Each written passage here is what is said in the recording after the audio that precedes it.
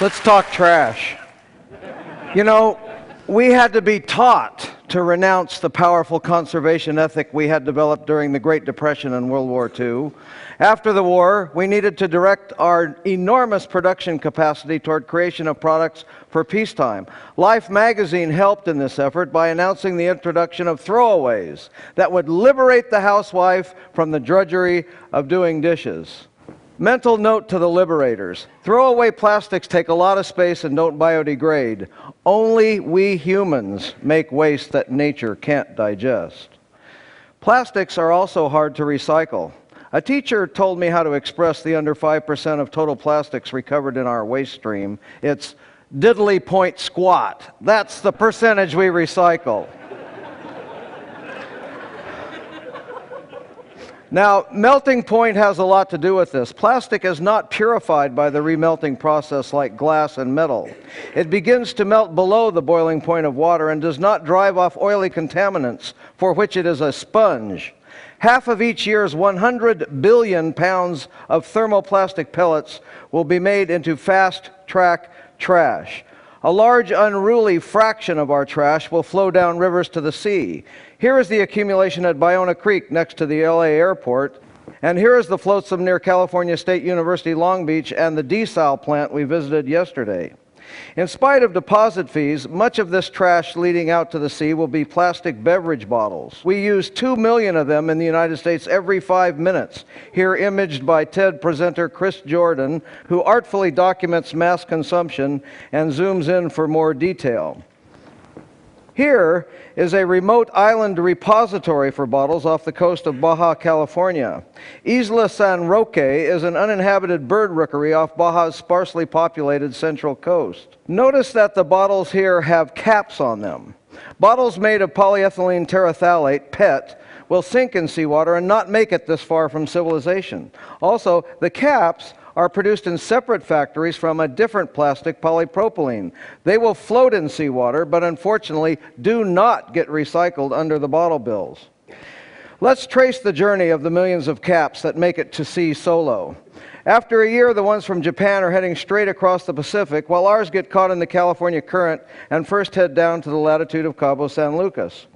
After 10 years, a lot of the Japanese caps are in what we call the Eastern Garbage Patch, while ours litter the Philippines. After 20 years, we see emerging the debris accumulation zone of the North Pacific Gyre. It so happens that millions of albatross nesting on Kure and Midway atolls in the Northwest Hawaiian Islands National Monument forage here and scavenge whatever they can find for regurgitation to their chicks. A 4-month-old Laysan albatross chick died with this in its stomach. Hundreds of thousands of the goose-sized chicks are dying, with stomachs full of bottle caps and other rubbish, like cigarette lighters.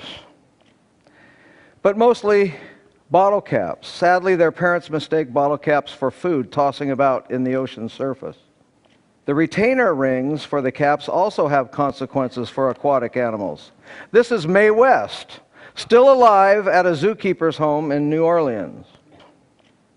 I wanted to see what my hometown of Long Beach was contributing to the problem, so on Coastal Cleanup Day in 2005, I went to the Long Beach Peninsula at the east end of our Long Beach. We cleaned up the swaths of beach shown. I offered 5 cents each for bottle caps. I got plenty of takers.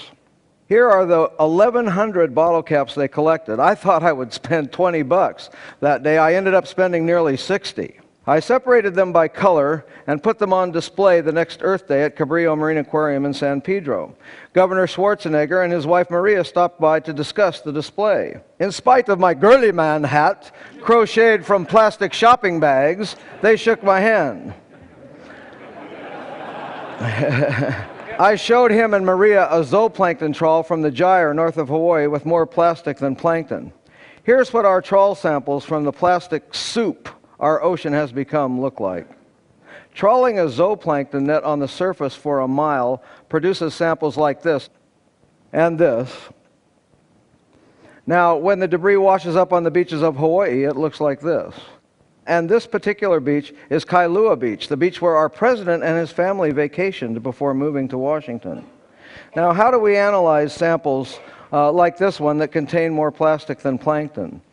We sort the plastic fragments into different size classes from 5 millimeters to 1/3 of a millimeter.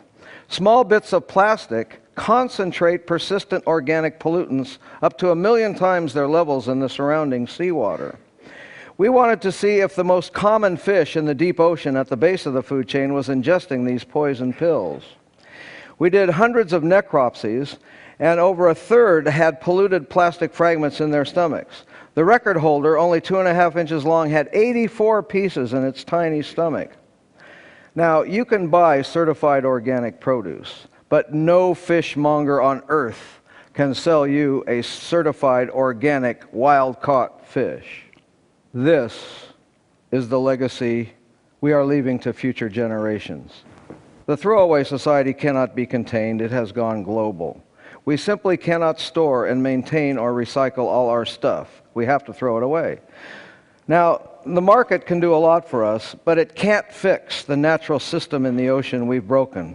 All the king's horses and all the king's men will never gather up all the plastic and put the ocean back together again. The levels are increasing. The amount of packaging is increasing. The throwaway concept of living is proliferating, and it's showing up in the ocean. He offers no hope of cleaning it up. Straining the ocean for plastic would be beyond the budget of any country, and it might kill untold amounts of sea life in the process.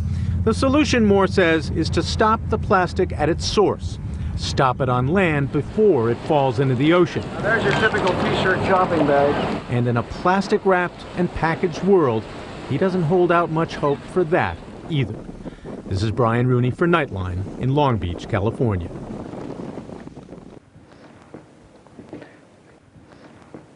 Thank you.